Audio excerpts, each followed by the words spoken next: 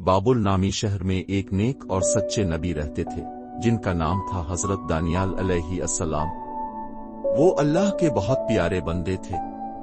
وہ ہمیشہ سچ بولتے، کسی کا دل نہ دکھاتے اور دن میں 3 بار اللہ کے سامنے ہاتھ اٹھا کر دعا کرتے۔ حضرت دانیال کو اللہ تعالیٰ نے ایک خاص علم دیا تھا، خوابوں کی سچی تعبیر۔ اسی علم کی وجہ سے بادشاہ بھی ان کی عزت کرتا تھا۔ لیکن دربار میں کچھ لوگ ایسے بھی تھے جو حضرت دانیال سے حسد کرتے تھے۔ وہ ان کی نیکی، علم اور عزت سے جلتے تھے۔ الفاق دن ان حاسد درباریوں نے بادشاہ سے کہا، اے بادشاہ، ہم چاہتے ہیں کہ اگلے 30 دنوں تک کوئی بھی انسان آپ کے سوا کسی کو سجدہ نہ کرے، کسی اور سے دعا نہ مانگے۔ بادشاہ کو یہ بات پسند آئی اور اس نے حکم جاری کر دیا کہ جو بھی کسی اور سے دعا کرے گا اسے بھوکے شیروں کے غار میں پھینک دیا جائے گا۔ حضرت دانیال نے جب یہ قانون سنا تو وہ ڈرے نہیں۔ انہوں نے سوچا، میں تو صرف اللہ کو سجدہ کرتا ہوں، بادشاہ میرا رب نہیں ہو سکتا۔ اسی روز کرتے تھے ویسے ہی انہوں نے قبلہ رخ ہو کر اللہ سے دعا مانگی۔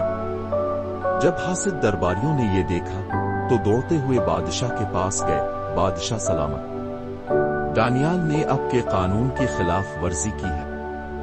بادشاہ بہت افسوس کرنے لگا کیونکہ وہ دانیال سے محبت کرتا تھا لیکن قانون بدل نہیں سکتا تھا۔ مجبوری میں اس نے حکم دیا، دانیال کو شیروں کے غار میں ڈال دو۔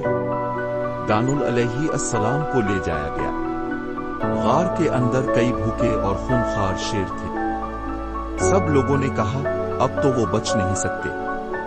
لیکن جیسے ہی حضرت دانیال غار میں اترے، ایک حیرت انگیز بات ہوئی۔ شیروں نے کچھ نہیں کیا، وہ چپ چاپ حضرت دانیال کے ارد گرد بیٹھ گئے جیسے وہ ان کے دوست ہوں۔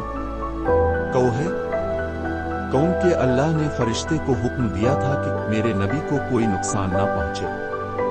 حضرت دانیال رات بھر غار میں اللہ کی عبادت کرتے رہے اور شیر ان کی حفاظت کرتے رہے۔ صبح بادشاہ آیا، اس نے بلند آواز میں پکارا، اے دانیال، کیا تمہارے رب نے تمہیں بچا لیا؟ اندر سے آواز آئی، ہاں بادشاہ، میرا رب بہت مہربان ہے، اس نے مجھے بچا لیا۔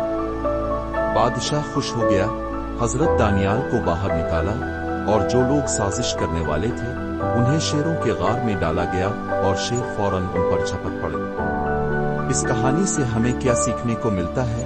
ہمیشہ سچ بولنا چاہیے، صرف اللہ کی عبادت کرنی چاہیے۔